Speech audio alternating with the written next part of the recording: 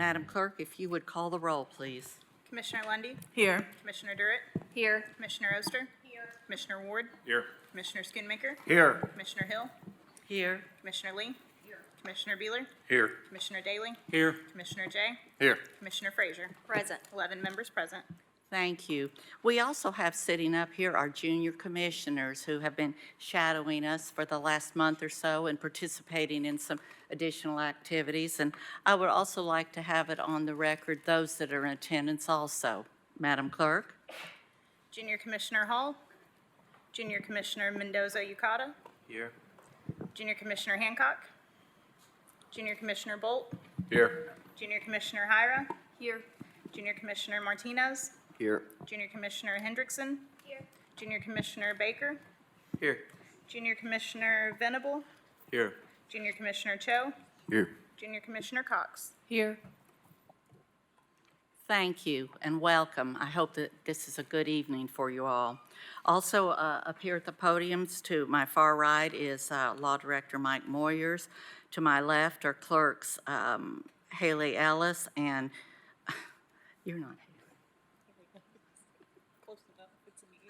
And Kim Ellis, I apologize.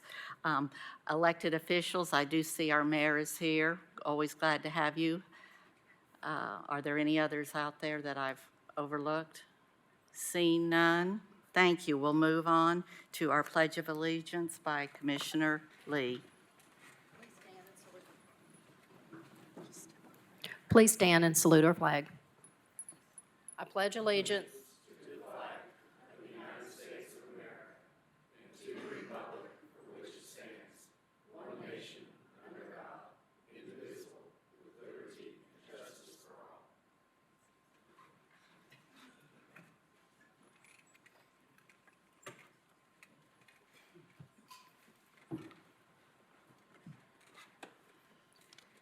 Thank you.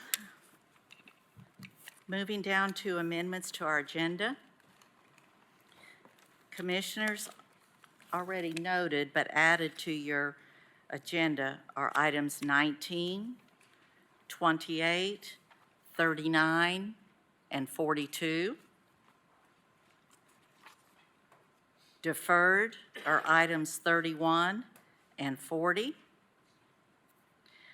There have been 0 withdrawals. On non-consent, we have items 1 through 5, 16, 32, 39, 41, 42, and 43. Again, non-consent, 1 through 5, 16, 32, 39, 41, 42, and 43. I'd also like for your consideration on the agenda to move item 42 as a courtesy to Commissioner Beeler, who may have to leave early, and we will address, Madam Clerk, item 42 right after the spread of record is read. Is there any objection? I see a light. Commissioner Daly? Thank you, Madam Chair. I'd like to pull 21, please.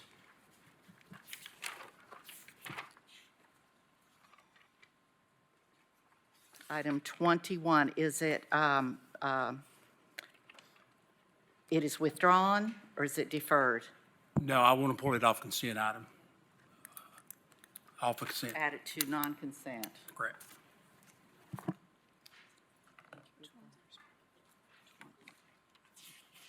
We have none, I don't believe. Thank you. Are there any other additions or changes to the agenda? Seeing none, do we have a motion to accept the agenda? Motion to approve the Second. agenda. Motion by Schoonmaker, second by Durant. Any comments? Seeing none, all those in favor? Opposed? Motion carries. Madam Clerk? All right, item number 1 is Resolution 101, honoring Dr. Hank and Debbie Peck, their family, and the team at Long's Drug Store for over 60 years of service to the community. Motion to move forward without recommendation. Second. Motion by Jay, second by Durant. Any discussion? All those in favor? Aye. Opposed? Motion carries. Item number 2 is presentation on the winter snowstorm of January 2024 by Engineer and Public Works Director Jim Snowden. Thank you. Director Snowden, thank you so much for being here, and thank you for this, looks like very concise report. Oh, yeah. The floor is yours. Thank you all. Drusilla's been so kind to put me up here. It feels like every February or March or January, we're talking about some natural disaster. We've had floods in 19 and 20, snows in 22, so not sure what's going to be next year, but we'll give it a shot. But did want to update you all. Appreciate the consideration last month, just coming off the heels of this event. Worked at the county 25 years and never have seen anything quite like it. Obviously, what happened, that Friday that Sunday and Monday, which was Martin Luther King Day, it snowed 10 inches in Knox County. And it was followed by temperatures that didn't get above freezing, with the lows, in the zeros, 5, 8, for a weekly average of 11 degrees for the next 8 days. So a lot of folks, obviously, we're accustomed to kind of seeing the temperatures rise up, and our crew's really making a lot more headway and getting the roads clear in a more prompt fashion, but we weren't able to necessarily do that. But that speaks a little bit to why. Next slide, please. And I wanted to put this kind of together for comparison. The last decent snow we had was Christmas Day, actually, 2020. We got 4 inches that day, but thankfully the following low temperatures were all above freezing. So that made my staff's job a lot easier to be able to get out there and get those roads clear in a timely fashion. So I actually went back to 93. That's the snowstorm that everybody kind of correlates with this area. Obviously, we got 15 inches of snow in March 12th and 13th, 1993. But if you'll look, there were some cold temperatures immediately after that. But then, within a few days, it got above freezing and somewhat kind of stayed above freezing. So, that technically this snowstorm, I think, was probably the worst one we've had in this community in a long, long time. And my guys worked really hard, but unfortunately, sometimes didn't see the results on the road conditions that we'd have liked. Next slide. That kind of speaks to that. What we see is what happened was, temperatures those days got to about freezing. Sun would come out. It would kind of melt that first few inches. Obviously, folks were still getting out. Traffic was on those roads, and it packed them down. And then it got to, 0 and 5 and 9 that night, and it created essentially a layer of ice on every county roadway. Next slide. And this is in District 6. This is taken on Steel Road by myself. As you can see, cross-sectional view there, it was 5 inches of ice on Steel Road right in front of the elementary school. Tried to plow it off. It wouldn't come off. We would salt it, plow it, and it was just an iterative process that unfortunately resulted in just a lot of challenges for my guys. But did want to kind of show that as just kind of what ultimately we were dealing with. And next slide, please. These next couple of slides just speak to the conditions that we were dealing in. You can see we had a couple of trucks off the road. This particular slide here, taken in Commissioner Daly's sent 2 of our truck drivers to the hospital. And this was actually, I think this was on Thursday of that week, so this was 4 or 5 days after the snow. So obviously there was still a lot of treacherous road conditions in the community. Guys were trying as hard as they could, but unfortunately, just like I said, just a lot of ice out there. Next slide, please. This is a good indicator. It's on Washington Pike, and Commissioner Beeler's in. You can see the truck in front of us there is a brine truck. We typically apply brine in a pretreatment, but one of the things we kind of learned from this storm was the brine actually started to break down the ice quicker than the granular salt would do. So what we did here was we tagged up trucks with a plow on the front, brine in the back, and then another plow behind it to try to stage that effort to try to get it off. And as you can see, that lane coming back the other direction as we had done that. So even under those efforts, we were still challenged with a lot of issues there. Next slide, please. And these are just some statistics as far as kind of what we used and how we used them. We have about 103 people in Public Works. That includes shop employees that performed admirably too, because obviously when you have this kind of event, you're running trucks 24/7 for 8 days, you have a lot of equipment breaks. So about 90 of those people are what you would consider to be Public Works. Probably about 13 are in the garage, making sure those trucks work. The average overtime premium pay was 160 hours. So that, it just goes to show you that. I'll get into a little bit of cost later on, but this is just kind of give you an idea of the kind of man hours we put forth. We used 75,000 gallons of brine. We got the water bill from KUB this week, and it was, it's normally about $300 for our facility. It was over $6,000. So it just shows you how much brine we made and applied on the streets. We have about 26 trucks. Some of those are dump trucks, some are pickup trucks with salt spreaders and plows. We got with our phone system and looked, we had over 15,000 calls for service. We eventually got to every one of those. Now, obviously, it may have took us a little longer than a lot of folks would have liked, but we did get on each one. And we have GPS on all our trucks. So we looked, and I did a mileage comparison of all our trucks. So we did a total of 48,000 miles drove in this week's time, or a little over a week. So those 26 trucks, divide that up. Essentially, that's every truck going to Miami and back round trip. So we were out there trying. We tried a lot, but unfortunately, it didn't really result in, it didn't look like we were. But next slide, please. And this is kind of the cost. Chris Caldwell said I could spend $1 million quicker than anybody. So we did spend pretty close to $1 million. And like I said, 1,500 man hours. Half of that was in overtime. So we got the overtime log for the last pay period, and in 2 weeks' time, we expended $195,000 in premium pays. That's above and beyond the regular pay. Obviously, a lot of gas, diesel used. Speak to those repairs. We repaired 162 specific items. We used 3,000 tons of salt, which at 128 tons values almost $400,000. There's the water bill we previously discussed. And ultimately, in about a week's time, the county spent $700,000 in, trying to get the roads in as good a safe condition as possible. Next slide, please. And this just gives you kind of scope and scale. This is our salt shed. This is the day. We had made some brine that day, so you could see there was a little bit taken out of the left in the center bin, but that was the salt supply when we started the snow. And next slide shows the slide. That is after the snow. I was going to take another picture. There's the shed now is fuller than the first picture because, as I told the mayor, running out of salt is a career-ending decision for a public works director. So we're not going to run out of salt for the next storm event. So if it does snow again, the county salt supplies is ample. Next slide, please. Okay, well, what did we learn? What can we improve upon? Because that's one of the things we always want to do. We want to take these challenges and come out of them with a better fix. And one of the things we noticed was, we spoke a little bit about the brine and the calcium chloride breaking the ice better than the salt. And in addition to that brine dilutes at about a 25% reduction.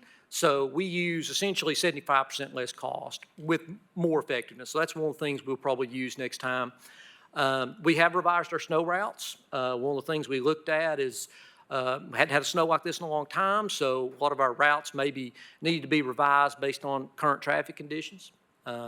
And then one of the things we are going to look and have a little bit of expense about this is typically we don't get our larger dump trucks out after the snow. We brine with them before, but we don't get them out because they're a lot bigger trucks and a lot of our roads are very narrow. But we are going to buy some equipment for them and get those trucks out on the roads like Cedar Bluff and Dry Gap Pike, the bigger roads, to just provide a little more redundancy in our staff. So we're still obviously trying to digest it, but those are some of the few brief things that we think we could do better next time. And obviously, I want to commend my guys. They worked. We had folks on the clock consistently for over 8 days, and they did great work. And like I said, I'm thankful to be in a position to work with those guys every day. So I'd be happy to, last slide's just, I think, a question slide, so be happy to entertain any questions, and just appreciate your all support. Thank you. I will call on you all, but I have to be first to say I thought that you all did a remarkable job. It was truly thankless, and I understand all of us were receiving a lot of phone calls too, but there, without question, we know that you and your staff just knocked themselves out. So that is greatly, greatly appreciated. Thank Commissioner Daly? Thank you, Madam Chair. Ditto what you said. Jim, thanks to all the guys. Do you have any gals? We actually do. We have one lady that this was like her second or third week, so, and she's still with us, so, which is kind of surprising. But yeah, she was second week on the job and got to deal with this. Update on the two drivers out in South.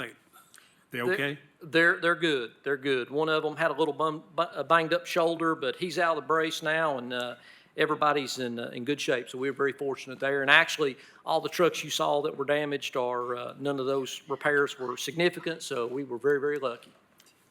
And last request is, can we get the revised snow routes as soon as you can? Yes, sir. We'll have them emailed out to you tomorrow. Thank you, sir. Thank you. Commissioner Jay? Thank you, Madam Chair. Mr. Snowden, what did you learn about the communication side of things? Because I think some people tried to call directly to the engineering department, some people tried to call a hotline, which I was never understanding which was which, and some people called us, and some people called the mayor's office. I mean, from a broader, if this happens again, what would you do different from a constituent communication standpoint to be able to route all of those requests instead of having 37 sources come at you, 24/7? Yeah, and I think for us, electronic communication just makes it a little easier to track. I mean, I was up there, and you couldn't imagine the phone calls that we were trying to take, and we have one line into our shop. So he was on the phone, there were messages leaving, he continually had to go in and check the messages to clear them out because then they would become full. So for me, I think, we would, and we do have a general EPW operations email. We may, the next time this happens, push that out a little more just to make sure that we get those requests, because certainly we want to get each one of them codified and responded to, and sometimes that phone call is just, it's very hard to manage. Yeah, I would love for your team to be thinking about how, could we do a better central system or some other way to, there will be another snow event, but there may be another natural disaster event like our tornado situation. There may be other ways, just how can we do that better? And then one of the issues I ran into, although the routes were really based on traffic loads and, some of our major arteries, were neighborhoods that there's not many flat places in all of Knox County, but there are probably at least 2 or 3 dozen neighborhoods that essentially enter and exit on a really, really steep hill, and those were on the 3rd or 4th or 5th rung, and so you had entire neighborhoods that were locked in, because if you even attempted to go in or out, one of them was up off Cunningham Road. If you had attempted to exit, you'd literally be in the ditch on the other side of Cunningham Road. On the north side, same thing in the Riverbend area. There were Glen Cove and a few others that you would literally be down in the next ravine. I would love some consideration from the team to maybe look at where are those steepest entrance and exits neighborhoods and maybe add those up to a higher priority, because it is so dangerous to even attempt the getting it out versus some of the other neighborhoods, which obviously can just, take a little time and be more patient. And that's funny, we've actually, and I would assume that's Redditch out on Cunningham. Yes, Redditch yes, yeah. It's very, very steep.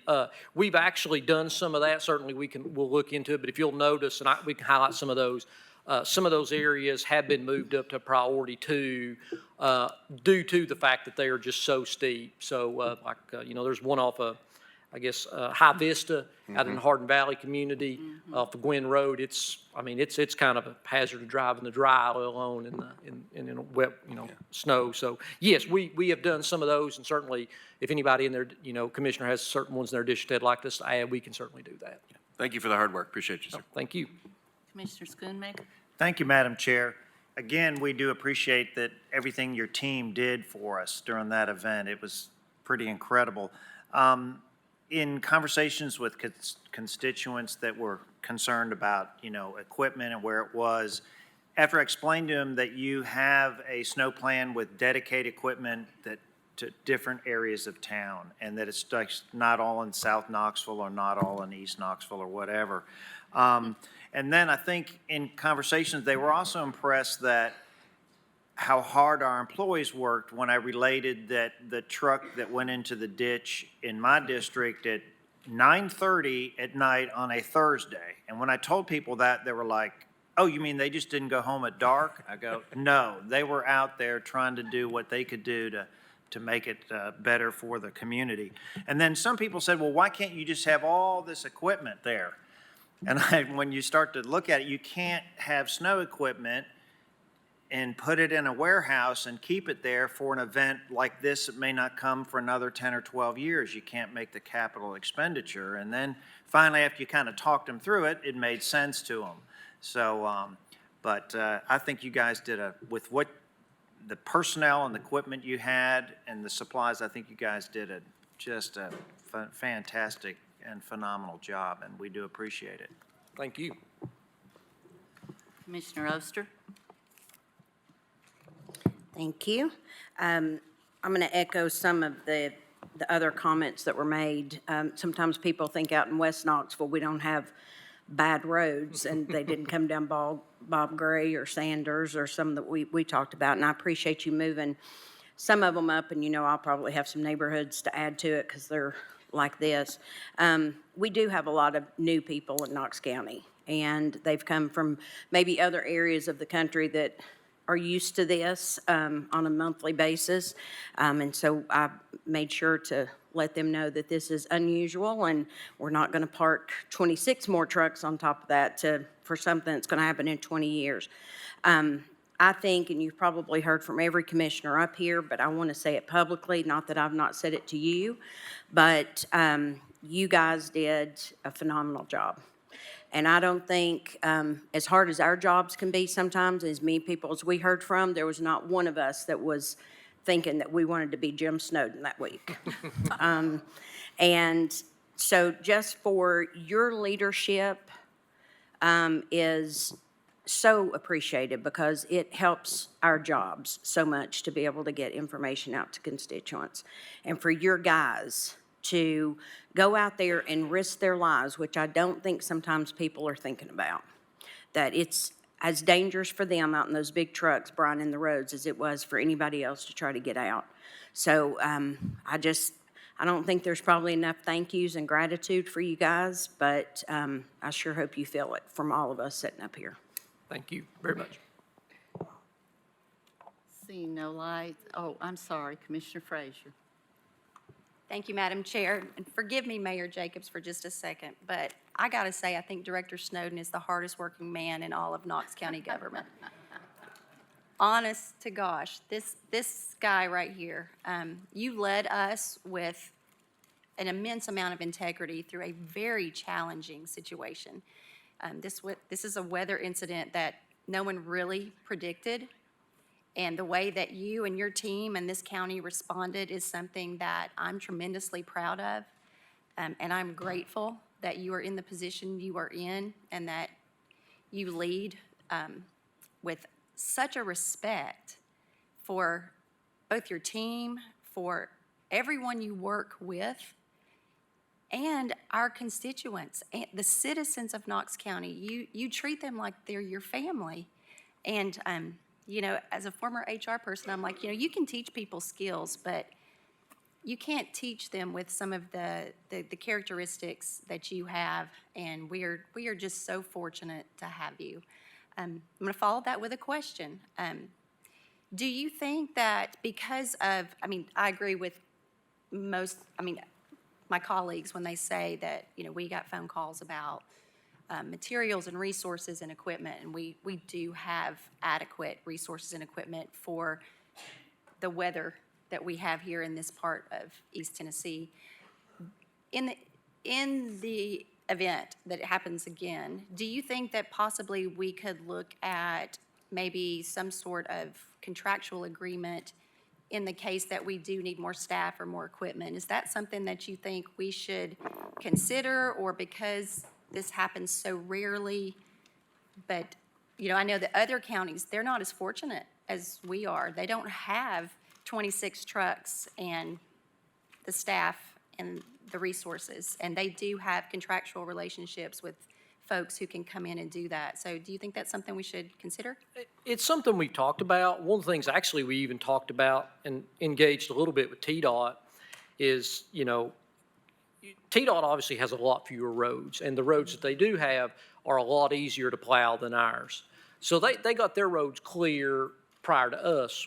I'm talking to them and looking at the potential to have, if we did have an event like this occur, maybe some kind of interlocal government agreement to where TDOT could come and help us as an option. I think the contracted service industry in this area wouldn't necessarily be very effective because they're more set up for, parking lots and things. But I think that TDOT option is something we could explore. That's a great idea. That we're kind of talking to them about. And appreciate your kind words. Yeah. Seeing no other lights, thank you again. Thank you so much, Mr. Snowden. You're greatly appreciated.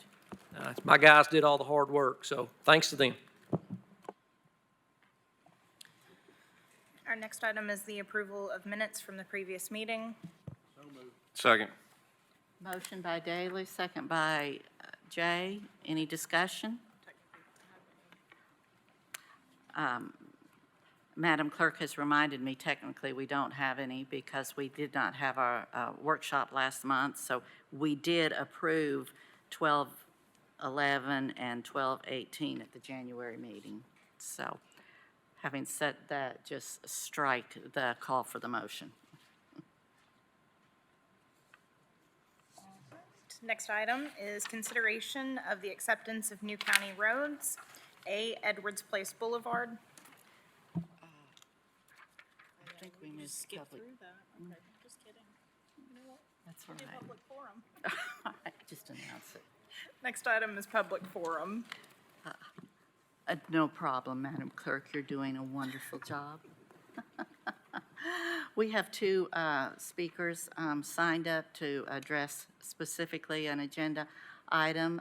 They both are speaking on the same item, so they'll each have 3 minutes to speak. First one down is Kevin Murphy. If you come forward, please, and give us your name and county of residence.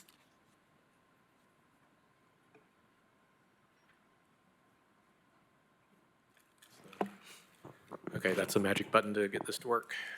Okay. Thank you. Kevin Murphy, Knox County. I'm speaking on item 32, the growth plan that's in front of you. There's two dominant themes from advanced Knox and public input surveys that came out of it. One, a need or desire for more housing, and two, is the value of rural character, farmland, and open spaces. And both of these compete for land. The draft growth plan and comprehensive plan, they deliver on the first. They give more area for growth, and they allow more uses in those areas. But I don't think they deliver quite on the second in terms of keeping rural character, natural spaces, and farmland. And here's why. The draft growth plan, it does in the rural area reduce the density from 3 units to 2 units, and we've been told that will make development less likely and less financial. But next month, Smithville will be in front of you telling you they can make 2 units work in the rural area. And so by itself, that reduction in density in the rural area probably isn't going to reserve that all for natural areas and rural character. So next we turn to the comprehensive plan. It has some encouraging words. It has a goal of conservation, a goal of community character. It has policies that state like ensure development is sensitive to existing community character and encourage development practices that conserve and connect natural features and habitat. And these do capture the sentiment of public feedback, but they aren't legally binding requirements. I sat in a courtroom recently where the law director successfully argued that the current general plan and sector plans are advisory in intent and they aren't rules. The judge noted that since the word requirement isn't used in the area we're looking at in the plan, that that it wasn't a firm requirement. So and that got my attention. Our new plan is toothless if it doesn't use the terms shall and require, and those aren't terms that you really find in the new draft plan. For over 20 years, the community's advocated for rural character. The 2003 general plan calls for prime and agricultural land to be protected for continued farm use. The sector plans and East Knox Community Plan have action steps to codify rural character and farmland conservation, but these plan steps haven't been implemented yet. So we're hoping for some teeth. We've been told we might get that in the UDO, but it will be several years till we have a UDO. So without an updated growth plan or until that UDO takes effect, we can probably expect the Planning Commission to commissioners to continue recommending plan amendments and rezonings of rural and agricultural land, especially in this expanded 10,000 acres of planned growth area. Our group, we've looked at other counties inside and outside of Tennessee that have enforceable policies in their plans and zoning ordinances. They've addressed property rights when they did that. We think it can be done. We'd suggest you might want to hold a general workshop on the general plan around rural protection. And so I'll wrap up very quickly. We're at a junction this month. You could postpone, hold a workshop, see what Planning Commission does with the general plan, or you can improve the growth plan, which has 10,000 new acres of planned growth area and takes a lot of guardrails around that. So thank you. Thank you, Mr. Murphy. Lisa Starbucks? She is en route but isn't here yet. All right, thank you. Thank you so much. Next item, please. Next item is the consideration of acceptance of new county roads. A, Edwards Place Boulevard. B, King Edwards Court. C, Longshanks Road. D, Lawgiver Circle, and these are all located in Edwards Place, Unit 1, District 8. E is Forest Willow Lane, located in Edwards Place, Units 3 and 5, District 8. F, Rushland Park Boulevard. G, Hollow View Lane, and these are located in Rushland Park, Phase 4, Unit 1, District 8. Thank you. Do I hear a motion? Second. Motion to approve by Beeler, second by Oster. This is the motion to approve. All right, is there any discussion? All those in favor? Opposed? Motion carries. Item number 4, line item transfers, total amount of $1,386,221.07. Motion to move forward without recommendation. Second. Motion by Jay, second by Schoonmaker to move forward without recommendation. Is there any discussion? All those in favor? Aye. Aye. Opposed? Motion carries. Item number 5, budget amendments, total credit amount of $170,681.83. Motion to move forward without recommendation. Second. Motion to move forward without recommendation by Jay, second by Schoonmaker. Any discussion? All those in favor? Opposed? Motion carries. We have no items on spread of record, so as requested earlier, we're going directly to agenda item 42. Item number 42 is a discussion item regarding placement of vacant school board position, District 8. Thank you. Everyone here knows of the untimely death of Mike McMillan, and that his passing resulted of several months before an election could be held to replace his position. My understanding is that we have a Republican primary coming up and that there are 2 candidates on the ballot for school board in District 8 in the Republican primary. There are no candidates on the ballot in the Democratic primary, also being held on March 5th. I'm going to turn the floor over to Commissioner Beeler to suggest a recommendation on how the commission collectively handles this. Commissioner Beeler?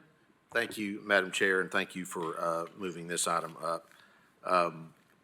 I guess this would be an appropriate time for me to say a word or two about Mike McMillan. I just wanted to say what a remarkable life of public service Mike McMillan had. It really unparalleled when you think about it, serving the 8th District on county commission as really a legacy county commissioner because his father was a county commissioner before that, and then on the school board. I don't think there's ever been a school board member, certainly not in the 8th District, that had quite the legacy that Mike McMillan had in terms of just the physical improvements to the schools in District 8. No, there were 2 new schools built under his watch on school board. He was a skilled parliamentarian. I think his time on county commission served him really well on the school board. And I know he was instrumental, to say the least, in getting the Gibbs Middle School approved, which was a huge, huge thing for our community, for my community. But more than all that, he was a great friend to me, to my family, going all the way back to my grandfather and his father. And so he will be greatly, greatly missed. In terms of the vacancy, I've obviously been contacted by several people in the district concerned about the fact that we don't have a representative in that seat. We all know that Mike did have an illness that he struggled with and had to miss a meeting or two later in his tenure. And so they were concerned that as to when we were going to appoint somebody, and I had several people reach out that said, well, we'd be willing to serve until September or whatever. But as I looked at it, because I believe the first school board meeting after his passing was February 7th, and there just wasn't time to go through a fair procedure to appoint someone in time for that meeting. And there was really no point in trying to appoint someone after that when we have an opportunity to appoint the winner of the March 5th primary in time for the March school board meeting. Am I correct, Madam Chair, that there is a school board meeting on the 6th, on the first Wednesday? Is it the first Wednesday of the month that the school board meets? You have me at a disadvantage. I believe that's correct. I believe that's correct. Is there anyone who can? Okay. Okay, thank you, Dr. Riswick. So the election is on the 5th. There's a meeting on the 6th. I would like to request of Madam Chair that we have a special called meeting on the 6th once we know that there is a clear winner of the election, and then we can go ahead and make the appointment in time to get someone in that seat to represent District 8 that night. All right, Thank thank you. you. Is there any discussion about, any comments or questions about what Commissioner Beeler is proposing? Commission, I'm for it. Will not be in the country at that time. I'll be out of the country. all right, thank you. Commissioner Schoonmaker? Thank you, Madam Chair. I concur with Commissioner Beeler's recommendation. I think because of the length of time till the August election that you cannot leave the 8th District unrepresented on the school board. So I'm 100% in favor of your recommendation. Thank you. Any other, Commissioner Jay? Thank you, Madam Chair. I would just ask that the chair be in touch with Chris Davis, our elections commissioner. He doesn't actually obviously those aren't certified until much later, but given, we want to just rely on his report to us about the best final count he has that night instead of, no offense to our news media that may repeat the numbers, but we want to just make sure he's involved with that and give him ample enough time, as well as with the school board to prepare for a brand new member in a couple of hours. Thank you, Commissioner Jane. Just in response to that, I did check. The actual election results are not certified until March 20th. Perhaps we may have a caveat in all of this that if there were any dispute over the election, it was a matter of a few votes, that we might need to preface it assuming that does not happen. Commissioner Daly? Thank you, Madam Chair. This is a primary, and the primary has to go on to the general.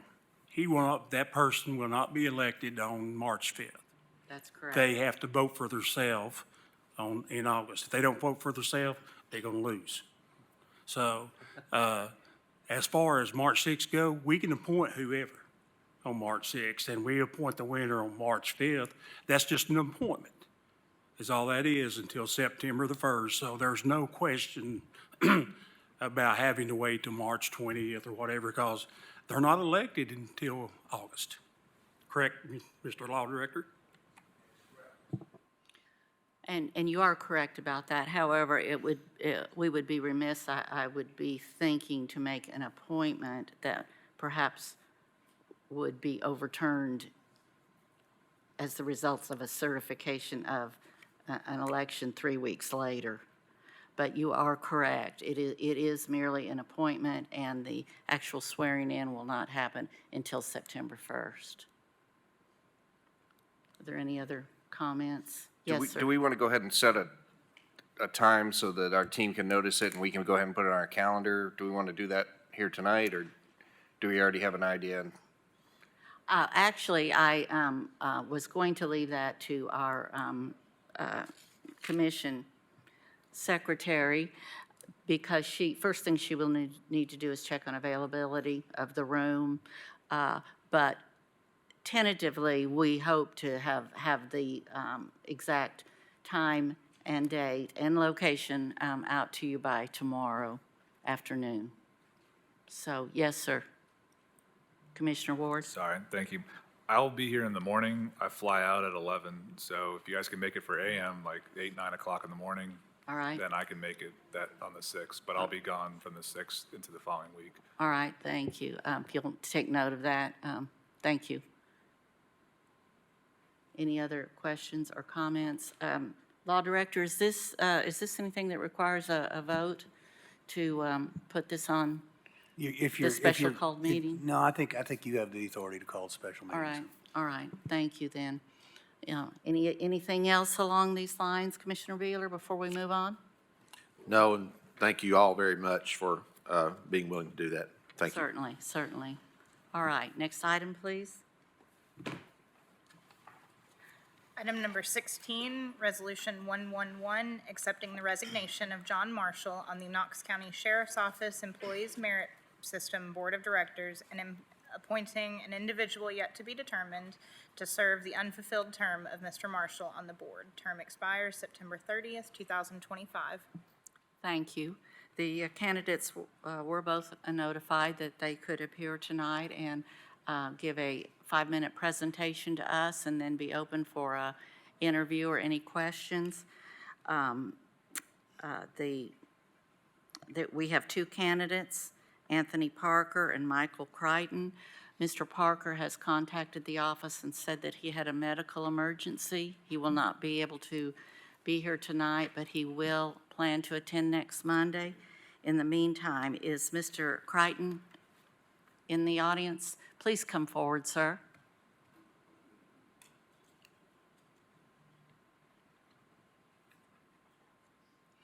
Mr. Crichton, if you would give us your name and county of residence, and you have 5 minutes to speak to the position. Thank you. My name is Michael Crichton. I live in Knox County. I am a retired California law enforcement officer. I served from 1973 to 2003. I graduated from the Los Angeles County Sheriff's Department. I worked in both police and sheriff's departments. I worked patrol, corrections, traffic, criminal investigations, undercover operations, dispatch, and court services. I held the ranks of officer, deputy, investigator, sergeant, and lieutenant. In my various assignments, I have supervised as few as 5 people and as many as 419 employees. I have been responsible for budgets of up to $62 million. I wrote the federal grant to obtain 186 acres of land from the former March Air Force Base to build a joint police fire training center. I hold a Bachelor of Science in Education degree. Following retirement from law enforcement, I worked as an elementary school teacher. I instructed 2nd to 7th graders in math, English, spelling, social studies, and geography. In addition to law enforcement and teaching, I worked as a range inspector for the County Registrar of Voters. In this position, I was responsible for the operations of 10 polling places, and along with the 50 workers assigned to those locations. I had to attend training to not only serve as an emergency election worker, but to operate and fix any problems developing with the voting machines. I also had to interact with the public, answering technical questions on voter eligibility. I did that for 10 straight years, and in Wyoming, where I moved, I worked also for Uinta County as a poll worker. Additionally, I was the director of religious education for my church in Wyoming. Here in Knox County, I have tutored math at Adrian Burnett Elementary School in math. As a member of the Beaver Dam Baptist Church, I volunteer to pick up food at the Second Harvest for our food pantry. I have a long history of service to the communities in which I have lived, and I have devoted my life to working in service to others in positions of trust and responsibility. I would like to help in an area in which I think I would do a great job. I have the experience and proven ability to assist with the work of the board. Being retired, I have the time and the energy to devote to the board's workload. I want to thank you for this opportunity to address you. Thank you very much. Are there any questions from any commissioners? Commissioner Daly. Thank you, Madam Chair. Mr. Crichton, this is what, your second or third time applying? Yes, sir. I know you want to serve, and I appreciate that very, very well. You know the Merit Council rules. Yes, I do. You will follow those rules, Yes, I will. because we've had candidates that don't believe that the Merit Council rules are not to be followed. I just want to make sure that you are on the record that once the rules are in place that's set by the Merit Council and its commission, you will follow. I understand the rules and I will obey. Thank you, sir. Commissioner Jay. Thank you, Madam Chair. Mr. Crichton, thank you for being willing to serve and to apply for this position again. Can you tell us why you feel like the merit system board, the system as a whole and the board is important as it relates to the service to our officers? Well, I dedicated my life to a particular profession, law enforcement. The purpose, as I understand it, the Merit Board, is to set up, establish, and enforce a series of rules or guidelines that would assist in the professionalism of law enforcement in Knox County. And I am 100% for that. In my time in law enforcement, I go back before California had the Peace Officer Bill of Rights, and there were abuses and intimidation on the part of personnel. And we're in the 21st century. Our technology has changed, but the real work hasn't. The people doing the job are the frontline troops. They need to be supported. They need to be protected so that they can do the job that, quite frankly, a lot of people can't do and don't want to do. Thank you, sir.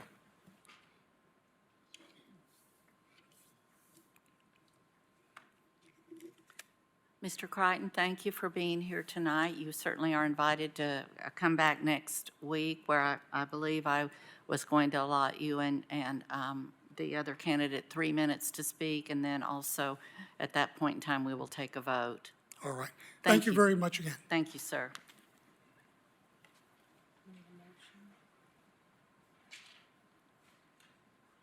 No. I don't. Law Director, we don't need a motion on this particular item, do we?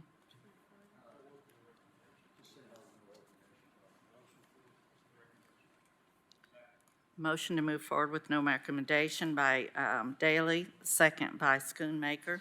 All those in favor? Opposed? Motion carries. Next item. Item number 21 is Resolution 402, approving a construction contract in the amount of $224,266.20 with APAC Atlantic, Inc. for the Tipton Station Road Greenway Extension Project. Thank you. Commissioner Daley? Motion to approve. Thank you. Mr. Snowden, where's my favorite universe engineer? All right, we have a motion on the floor to approve by Daley, a second by Ward. Given discussion, I'm assuming that you're asking Commissioner Snowden to step forward? I am. He's doing an interview. All right.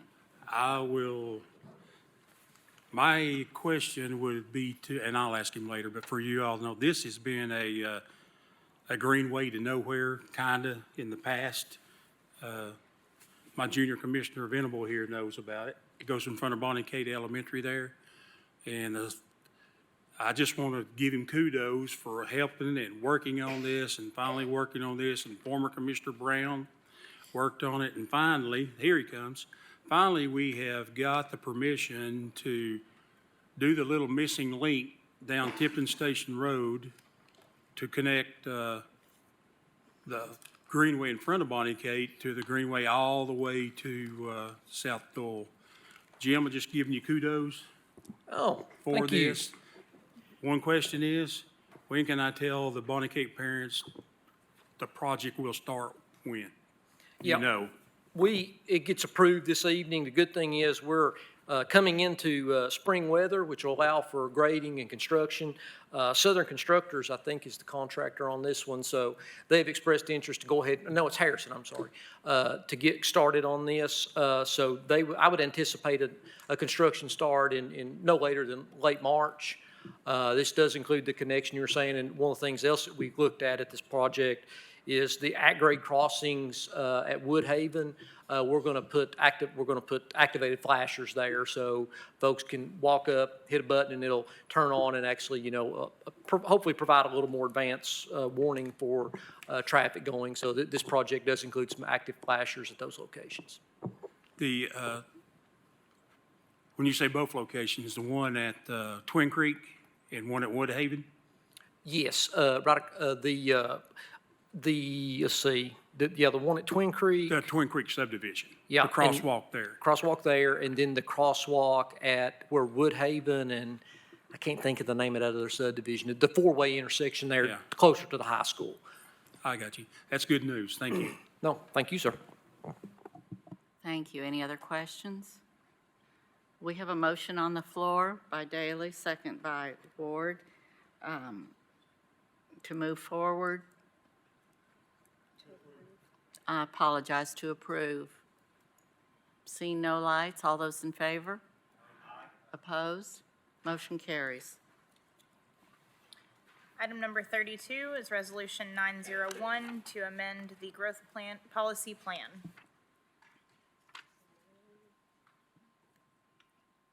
Thank you. I requested that this be pulled. I did imagine there might be some discussion on this. And I know, Ms. Starbuck, that you had signed up for public forum. Before we begin, though, do we have a motion on this?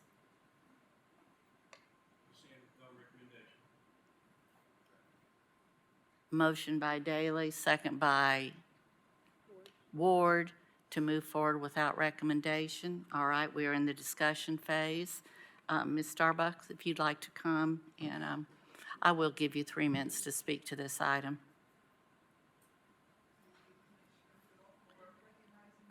Okay, hold on. I'm not sure your mic's on. There you are. Thank you for the opportunity to speak. As I have on many occasions, I'm speaking tonight on land use. I realize that land use issues are some of the most difficult and controversial issues that you as commissioners have to address. And it can't be very pleasant for you to have this come up month after month after month. I was very hopeful that the advanced Knox process and the subsequent comprehensive plan and resulting ordinance would remove a lot of the uncertainty around zoning and land use. If we could only make plans and ordinances that unequivocally set forth the rules regarding development, everyone would know what can and can't be developed in certain ways, and there would not be a need to have these controversies come up every month that ends up with a lot of upset people. Think how much more efficiently County Commission could function if you didn't have to make these decisions every month. With a land use plan and ordinances that the community can trust won't be changed at the whim of a developer looking to make a buck, you wouldn't have these controversies all the time. I realize that land use does need to change from time to time. However, there should be strict limits on what changes can be made according to an actual plan. I'm concerned that the growth plan amendment as currently proposed does not accurately reflect the objectives of advanced Knox. It does not really make sense that we should make such sweeping changes to the rural area of the growth plan based on rather subjective estimates of population increases and without any specific information about the comprehensive plan details. It was clear during the advanced Knox and also the survey that was done by the realtors that conservation and protecting the rural character of Knox County, as in addition to providing affordable housing, were the two main concerns established. The draft comprehensive plan does not seem to reflect either of those priorities, and I am concerned that once the growth plan has been passed and thousands of rural acres have been targeted for development, that the companion comprehensive plan will not have the specifics needed to protect this large swath of land. The comprehensive plan does away with the sector plans and other important plans such as the hillside plan. And while some of this is supposed to be incorporated, it is critical that we use language such as shall and must instead of may and can in order to ensure that the comprehensive plan accomplishes what we are trying to do. It seems to me that we're putting the cart before the horse to open up all of this land before we have even seen the comprehensive plan, before we know what's going to be passed at Planning Commission, and before we've had any public input on the specifics of these plans. Thank you for your time and attention. Thank you, Ms. Starbuck. I would recommend that you please consider delaying at least for a month to see what comes out of Planning Commission. Thank you. Thank you. Are there any other comments or questions about this? All right, seeing none, we have a motion on the floor to move forward without. Oh, I apologize.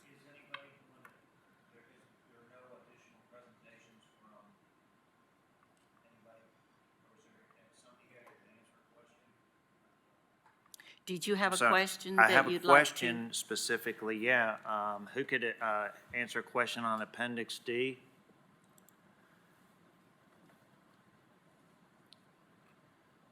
Excuse me, it's the text amendments, excuse me.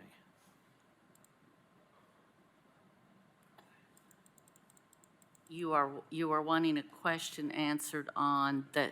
The information that's in our packet, one of the captions is text amendments. It's about a 6-page document, and I have a question. I think it's on page 3 or 4. Okay. So do we have anybody here that could answer that question?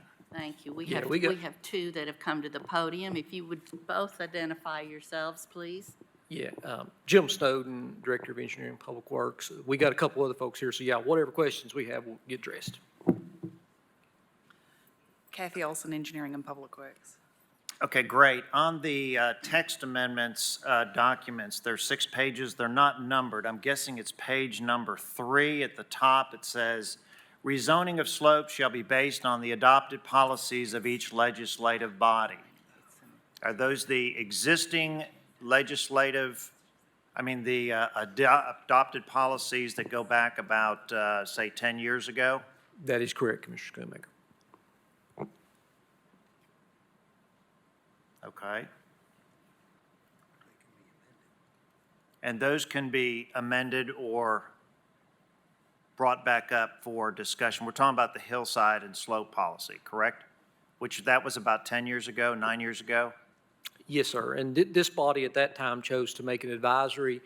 I understand that. And that is something that we can look at as far as the Unified Development Ordinance moving forward as well, if you'd like.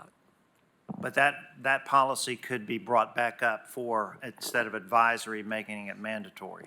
Yeah, yes, sir. If this body wishes to do that, that'd be correct. Okay, okay. Thank you.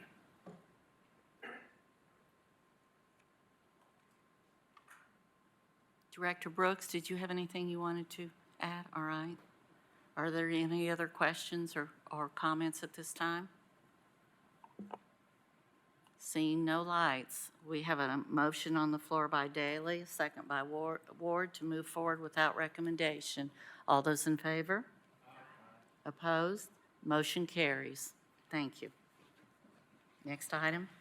Item number 39 is Resolution 908, approving the designation of a section of State Route 131 East Emory Road in Knox County as the SPC Jeremy Daniel Evans Memorial Highway.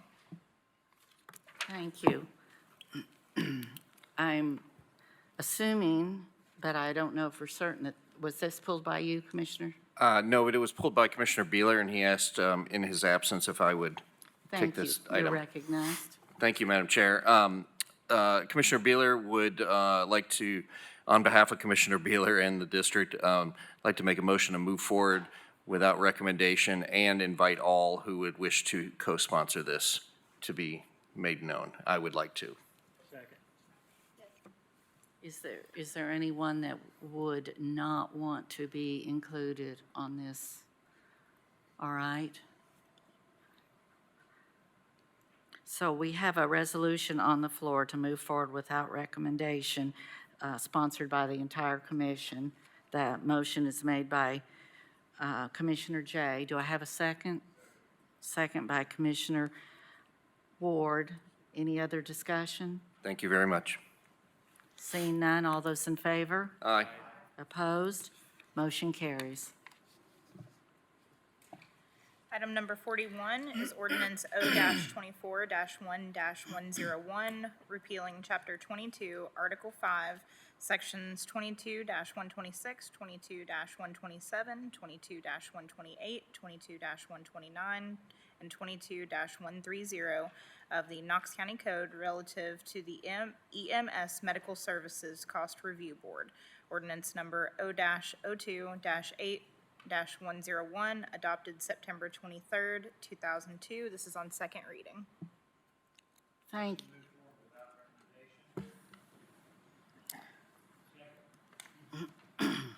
Thank you so much. We have a motion to move forward without recommendation by Schoonmaker, seconded by Daly. Is there any discussion on this item? Seeing none, all those in favor? Sorry. Commissioner Daly? Just confirm, we do not have to have a public meeting on this since it's an ordinance. Just confirming. Any other discussion? All those in favor? Opposed? Motion carries. Next item. Oh, there are no speakers signed up for public forum.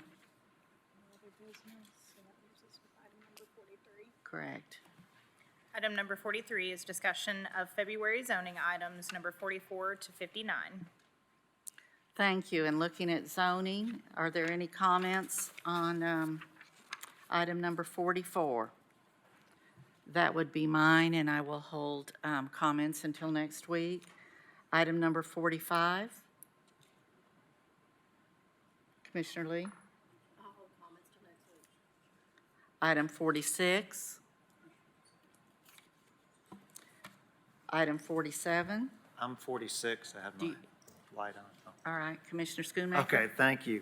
Last Friday, the developer of the project there on Harvey Road had reached out to some of the community members that had appeared before the Knox Planning meeting. And so we had about a 35-minute meeting, and they gave us an overview of what's going on that location. So you possibly could get some emails from members of the community with their thoughts on what's going on that project. Thank you. Any other comments? All right, item 47 is Commissioner Beeler's. No, 48, Commissioner Daley. There's really no comment on this, and we'll just discuss it next Monday. Thank you. 49, No comment on this one. all right. 50, No comment on this one either. and Commissioner Daley, 51. 51, 52, 53, we'll discuss next Monday. Thank you. 54, Commissioner Schoonmaker.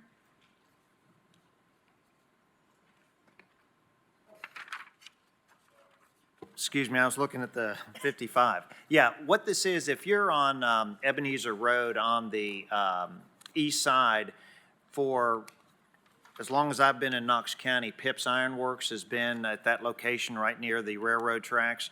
And what they do is they have the adjoining property that's adjacent to their manufacturing facility, which extends down to Westland Drive. And they're going to be using that property for construction of new housing type units. So it's going to be a extension of the manufacturing zone, but the residential units are not going to be on that property, is my understanding at this time, so. All right. 55 is also yours? Yeah, same, excuse me, I'm sorry. Wait a minute, same folks. All right, thank you. 56 is mine. I have no comments at this time. 57 is mine, no comments. 58, Commissioner Oster. I actually met with Ben and the developer on this one, and they had said that they were going to postpone it till March. Have you heard from them, Drew? Okay, I'll reach out to Ben tomorrow. And then any word back from Ms. Burris? We had that issue last month. This I is haven't heard item anything back. 59, yes. 59, I'm sorry. So those are kind of where I'm at on those.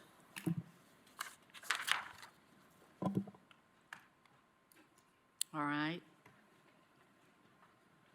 We have no zoning appeals. We have no amendments. Other business? I just have a comment. Oh, go ahead, Commissioner Frazier. Thank you, Madam Chair, and this is really just some general comments or statements to my colleagues. I just want to reiterate what Mayor Jacobs said during the Growth Policy Coordinating Committee meetings, what Commissioner Beeler said at our workshop, and then what I've said at previous zoning meetings, and that is to encourage everyone to look at the future land use map when reviewing your zoning requests. During this transition, we are already seeing an uptick in requests, and we need to consider how the outcome of those requests will impact the proposed future uses of our land in the communities across our county. So I want to encourage everyone to look at that flume.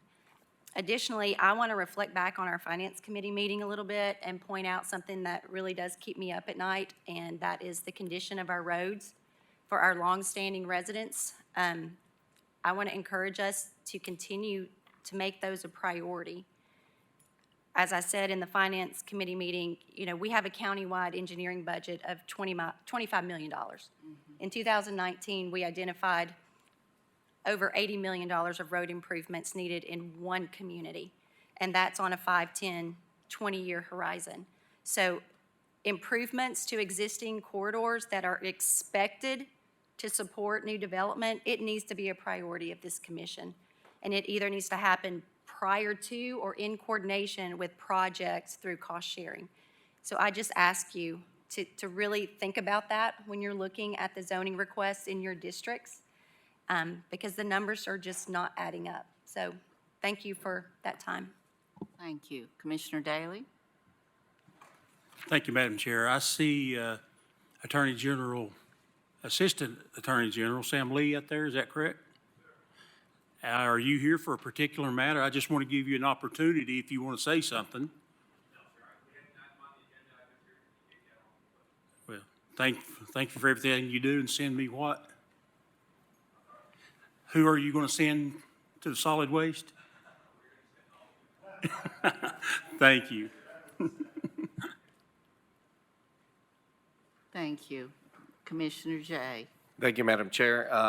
We'll just remind all of our commissioners, if you'd like to join us, tomorrow is one of our field trip opportunities with our junior commissioners. We'll be meeting at the detention facility, hearing a presentation and a tour from our sheriff's department, as well as our district attorney and their team will be giving us a presentation, and remind all of our junior commissioners, please do not wait until March to find out the time when you can do your one-on-ones with your commissioner in the community, whether it be a community event, community constituent meeting, ribbon cutting, special event, whatever.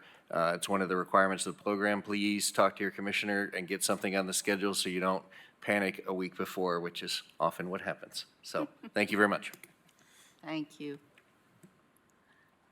I'd like to remind everyone that we are in the midst of early voting.